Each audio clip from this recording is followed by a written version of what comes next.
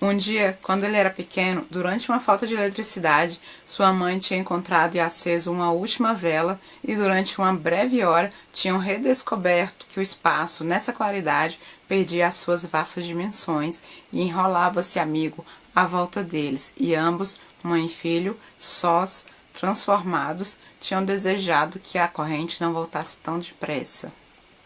Esse é um trecho do livro Fahrenheit 451. É um livro do Ray Bradbury. Esse é um dos livros que estava na minha meta de 12 livros para 2016. Foi muito bom ter cumprido essa meta. Ainda faltam muitas leituras, mas esse livro é muito bom. Gostei muito. Eu tive um certo momento que eu achei ele meio normalzinho, mas depois eu me toquei.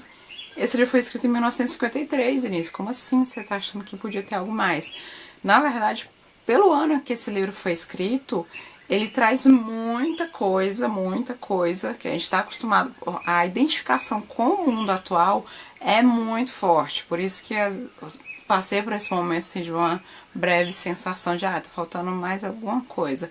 Mas esse livro, escrito em 1953, retrata a vida que a gente tem hoje em dia, assim, com uma similaridade assim, muito grande, de uma busca louca apenas por entretenimento e esquecendo-se as informações, o conteúdo, né, das coisas. É um livro com uma crítica muito forte à televisão, que era um item razoavelmente recente nos Estados Unidos, estava chegando. Eu anotei aqui as datas. A televisão ela foi oficialmente inventada em 1925, só que ela teve um uso em larga escala depois da Segunda Guerra Mundial, principalmente nos Estados Unidos, né? Então, 1953 é mais ou menos uma década depois, assim, é pouquíssimo tempo para aquela época. As inovações tecnológicas, hoje em dia são rapidinho, mas naquela época não era tão rápido. Uma década é pouco tempo para esse item se alastrar na humanidade, né, nas casas das pessoas e tão comum. Aqui no Brasil, em 1950 que foi criada a TV Tupi. Então, você vê, ele em 1953 ele já estava falando tanto que a televisão ela pode ser um problema para a cultura das pessoas. É um entretenimento? É um entretenimento. Mas quanto do entretenimento tá na vida das pessoas, quanto da vida das pessoas está nessa situação e quantas pessoas deixam de se importar. Esse livro vai contar a história de um bombeiro.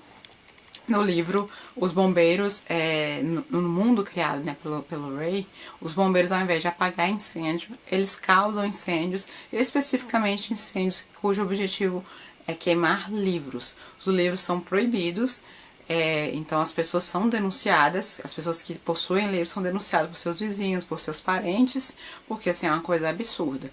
E o que é mais chocante no livro é que, na verdade, num primeiro momento, os livros eles não foram proibidos, as pessoas foram deixando de ler, elas foram abandonando a leitura, abandonando os livros, os grandes clássicos, os livros que fazem as pessoas pensarem, mudarem de opinião, porque pensar gera angústia, gera transtorno, gera tristeza, então eles foram eliminando naturalmente, como uma coisa normal, assim, dá trabalho ler um livro. Porque eu vou pegar um livro, independente do seu conteúdo, né, mas ele critica, no caso, livros, grandes clássicos de um modo geral.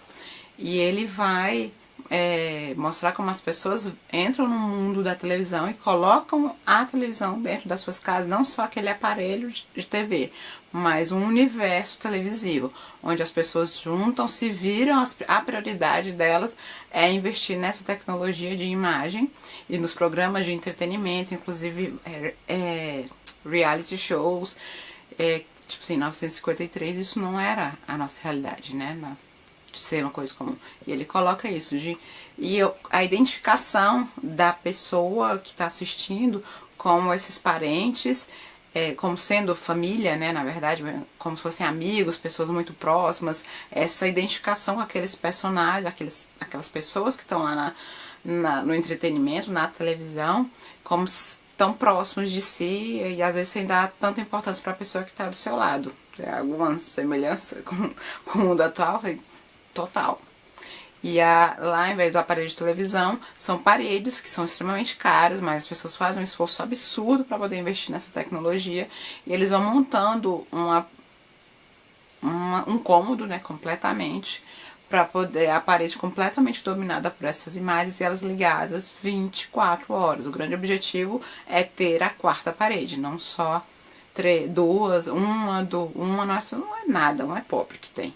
Duas, três, e a esposa do Guy Montag, que é o personagem principal, ela tem e fica com isso ligado 24 horas e ele vai mostrando como aquilo atrapalha o relacionamento deles, como eles não se identificam, como eles não se reconhecem um ao outro, e ela tem essa fuga, né, permanente, né, em relação à televisão. Ele vem criticar toda essa situação, até que ele é abordado por um adolescente e ela é muito questionadora, ela pergunta um monte de coisas pra ele e ele fica, ué, como assim, o quê? E ele percebe que essa menina some do nada, e ele sabe o que acontece com essas pessoas que somem, é porque elas não estão adaptadas ao sistema, à situação como um todo. Então ele começa a se questionar, a gente vai vendo que ele vai se questionar e ele tem que passar por uma situação que ele vai para uma casa que tem vários livros e uma senhora que está na casa, ela se recusa a sair. Ela fala, não, se for tocar fogo nos meus livros, vai ter que tocar fogo em mim. Eu falei, não quero. E ele fica naquela, por que esses livros são tão importantes? O que será que tem nesses livros que eles são tão importantes que ela está arriscando a vida dela por isso? Então ele vai se questionar sobre isso. O que tem nisso que é tão perigoso? O que tem nessas coisas que são tão perigosas? Que risco que isso tem? Assim, é muito, muito interessante a gente ver essa associação, esse caráter premonitório, né, do livro, a gente associar isso tanto com o mundo de hoje, que tem a ocupação, né, 24 horas por dia, se a pessoa quiser ficar rodando 24 horas por dia, mas quanto isso é profundo, quanto isso faz diferença, quanto você se questiona a respeito disso. Ele vai se questionar e não vai conseguir guardar isso pra si. O Guy, ele vai começar a questionar outras pessoas, esperar que outras pessoas tenham uma reação diferente, reflitam sobre aquilo, sobre o que está fazendo, e a história vai mostrar os transtornos, os trancos e barrancos que ele vai passar nesse processo e o sucesso ou não que ele terá nessa luta, né, de tentar permanecer, manter, né, na verdade não manter, de reaver esta memória literária, essas informações que ele fica encantado, né, a partir do momento. Isso. Uma crítica que eu tive é que eu achei que faltou o autor ele aprofundar um pouco, né, referente a algum livro. O único livro que ele fez uma citação assim, um pouco mais direta de alguns trechos foi a Bíblia. Ele cita vários autores, mas ele não cita, sim, ele não aprofunda sobre nenhum trecho assim, muito, que eu acho que seria extremamente vago. Por isso que eu critiquei no primeiro momento, achando meio vago o livro. Eu acho que ele pode ser melhorado. Ele fala a rotina dele, né, de trabalho. É um bom trabalho. Segunda-feira, queimar Millay. Quarta-feira, Whitman. Sexta-feira, Faulkner. Transformá-los em cinzas e depois queimar as cinzas. É o nosso estribo oficial, que é a rotina, né? Todos os dias eles têm um objetivo. Queimar. Queimar, queimar e queimar.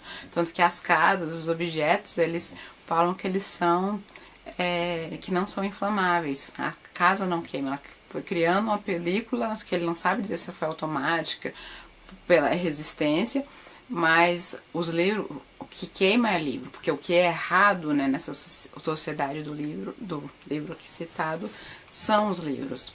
As outras coisas não queimam porque elas estão certas.